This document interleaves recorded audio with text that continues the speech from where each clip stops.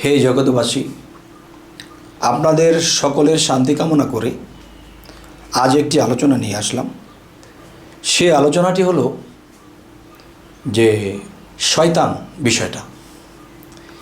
এই শয়তান কত প্রকার এবং কোন শয়তান আপনার দেহভাণ্ডে বসত করে এবং কোন স্থানে বসে আপনাকে ঘুরাইতেছে লোভে ঘুরাইতেছে। দুনিয়ার কোনো কিছু আপনি দেখে আকৃষ্ট হয়ে এখানে খারাপে লিপ্ত হচ্ছেন, বা নারীর পিছে দৌড়াইতেছেন, বা আল্লাহর ইবাদত করতে মন বসে না। এই শয়তানিগুলো আপনার দেহ মাঝে কোন শয়তানটি বসে আপনার সাথে এগুলা করতেছে, এই বিষয়ে সেই শয়তান তার নাম বলা হবে এবং কোন স্থানে বসে আছে তার কথা বলা হবে, এবং তাকে কিভাবে দমন করে রাখতে হবে, কন্ট্রোলে রাখতে হবে সেটাও বলা হবে ইনশাআল্লাহ। আর 3টি প্রকারের শয়তান তা আপনাদেরকে আমি ক্লিয়ার করে বলার চেষ্টা করব। যেমন,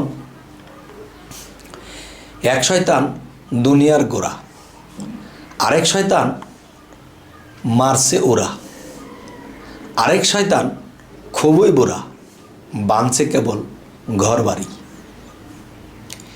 এই 3টি শয়তান নড়ে চড়ে, কিন্তু বুঝতে আমরা নাহি পারি, যার ফলে আমাদের দ্বারা খারাপ কিছু হয়ে যায়। আচ্ছা, এখন নামাজ, রোজা, অজু, নিজেকে পবিত্র যতই কিছু করি, কিন্তু আমার মধ্যে শয়তানকে বসিয়ে রেখে যখন আমি নামাজ, রোজা, ইবাদত করব, তখন কিন্তু সে আমার মনের মধ্যে ঘুরে যখনই নামাজে বা ধ্যানে ডোবার চেষ্টা করব, তখন সে আমাকে নিয়ে দুনিয়াতে বিভিন্ন কিছুতে ঘুরে।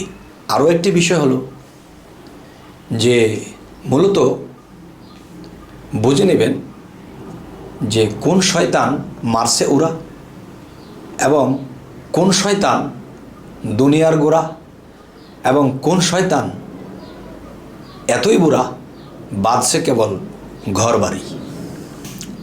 এবার আসি, কোন শয়তান আমাদের দেহভাণ্ডের মধ্যে বসে আমাদের 6 রিপুকে চালাচ্ছে। সেই শয়তানটি আমাদের দেহের কোন স্থানে বসে এই শয়তানিগুলো করে।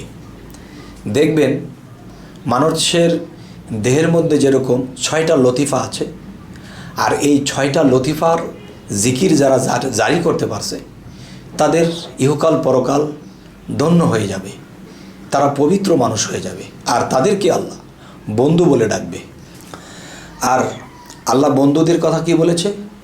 যারা আমার বন্ধু তারা কখনো ভয় পাবে না, তারা কখনো চিন্তিত হবে না, তাদের দায়ভার আল্লাহ নিজেই নিয়ে নেবে। এ হলো এক বিষয়। তাহলে সেই শয়তানটি কোথায় বসে আছে? এই শয়তানটির স্থান হলো আপনার তলপেটের নিচে। আপনার তলপেটের নিচের যে অংশ, নফসের যে অংশ, সেই অংশের আরও একটু তলদেশে তার স্থান। আচ্ছা, তাহলে 6টা লতিফা এবং 6টা রিপু, এই 6টা রিপুর নাম কি? প্রথম রিপুটার নাম হলো কাম, ক্রোধ, লোভ, মোহ, মায়া, মাৎসর্য।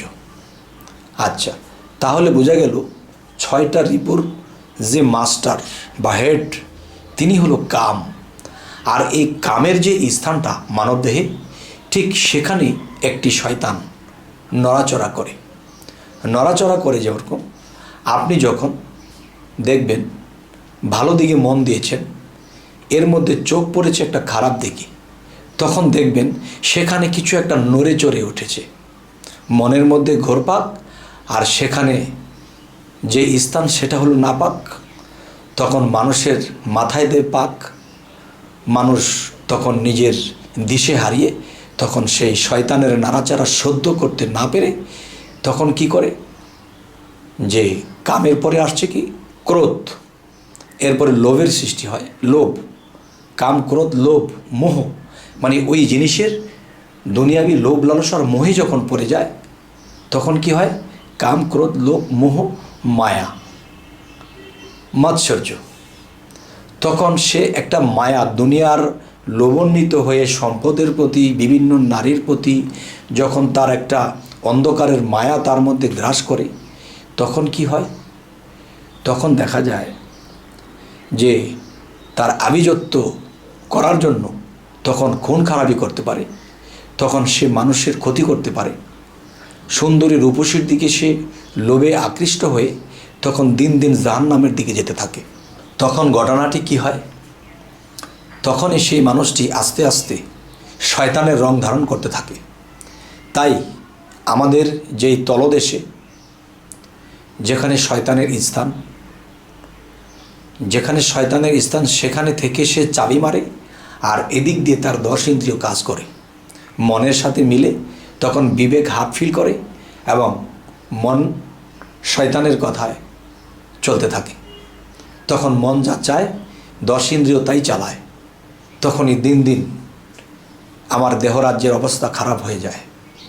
এই অবস্থায় যদি কোনো মানুষ মৃত্যুবরণ করে তখন সে নির্ঘাত জাহান্নামী হবে। তাই আমি বলবো যে ওই শয়তানগুলো আপনারা অবশ্যই নির্ণয় করে নেবেন বাহিরে, যে একটি শয়তান দুনিয়ার গোড়া, আরও একটি শয়তান মারছে উড়া, আরও একটি শয়তান খুবই বুড়া, বান্দে কেবল গড়বাড়ি। তাহলে এই 3টি শয়তানের আওয়াজ অবশ্যই পেয়েছেন। তবে এই 3টির মধ্যে আরও একটি শয়তানের কথা আমি আরও একটু ভেঙে বলি। যেই শয়তানটি মারছে উড়া, সে কে? সে কিন্তু 3টির মধ্যে থেকে উৎকৃষ্ট। কীরকম? দেখবেন এই পৃথিবীতে কিছু কিছু মানুষ আছে যারা সাধক, তাদেরকে শয়তান ভণ্ড বলে। তো এদেরকে শয়তান ভণ্ড বলে, নামাজ পড়তে দেখে না, রোজা করতে দেখে না, কিন্তু তারা আল্লাহর আরও একটা সাধনা করে, কিন্তু মানুষের কাছে সে শয়তান সেজেছে। কিন্তু মৃত্যুর পরে তার আত্মাটা উড়া দেবে। উড়া দিয়ে কোথায় যাবে? সে আলমে আরওয়াতে যাবে। আর আলমে আরওয়াতে হলো কি? আত্মজগৎ। সেখান থেকে আল্লাহ তাকে বাছাই করে তার জায়গা মতো তাকে দিয়ে দেবে। তাহলে বোঝা গেল শয়তান, যে জ্বালা যন্ত্রণা সইতে সইতে হেতানে শয়তান। এ হলো মারছে উড়া, যিনি উড়া মারছে সেই শয়তানটি, সে যে ভালোই ছিল কিন্তু মানুষের কাছে সে শয়তান সেজেছে। আরও একটি শয়তান দুনিয়ার গোড়া। দেখবেন এই শয়তানগুলো নিজে যদি কোনো কাজকাম নাও করে, কোনো আল্লাহর কাজও করে না, দুনিয়াবি কোনো কাজও করে না, কিন্তু দেখবেন সে ঘরে ঘরে যায়, বিভিন্ন আত্মীয় স্বজনের কাছে যায়, তার নামে বদনাম গায়, সেখানে একটা পেঁচ লাগিয়ে দেয়, সেখানে একটা এই স্বভাবটি হলো দুনিয়ার গোড়া। যে আরও একটি শয়তান মারছে উড়া, সেটা তো বললাম। আরও একটি শয়তান বান্দে কেবল ঘরবাড়ি। যেটা ঘরবাড়ি বান্দে, সে দুনিয়ার মায়ায় আচ্ছন্ন হয়ে আছে, তার মধ্যে আল্লাহ সেই জ্ঞানের প্রভাব এখনও পৌঁছায়নি। তাই বলবো কি, সেই শয়তানগুলো আমার মধ্যে কাজ করবে না। তবে আমার নাফসানিয়াতের স্থানে যে শয়তানটি বসবাস করে, সেই শয়তানটি যদি আমি সাধনার দ্বারা তাকে ঠিক করে নিতে পারি, আত্মসমর্পণ করায় নিতে পারি, তাহলে আমার জীবন জয় হবে। যেমন একটি কথা বলা হয়েছে, হযরত মুহাম্মদ সাল্লাল্লাহু আলাইহি সাল্লামকে জিজ্ঞাসা করা হয়েছে, হুজুর আমরা তো মানুষ, আমাদের মধ্যে শয়তান আছে, হুজুর আপনিও তো মানুষরূপী পৃথিবীতে এসেছেন, আপনার মধ্যেও কি শয়তান আছে? তখন কি বললেন? যে হ্যাঁ, আমার মধ্যে যে শয়তান, সেই শয়তান আত্মসমর্পণ করেছে, মুসলমান হয়ে গেছে। এখন তোমরাও আল্লাহর আমলের দ্বারা, সাধনার দ্বারা তোমাদের মধ্যে যে শয়তান আছে, একে আত্মসমর্পণ করিয়ে নাও।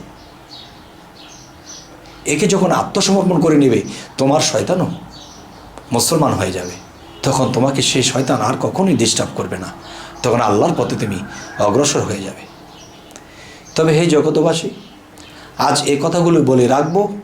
আমাদের চ্যানেলের আলোচনা যদি ভালো লাগে তো অবশ্যই সাবস্ক্রাইব করে রাখুন, পরবর্তীতে আমাদের ভিডিওগুলো আপনারা যেন পেয়ে যান।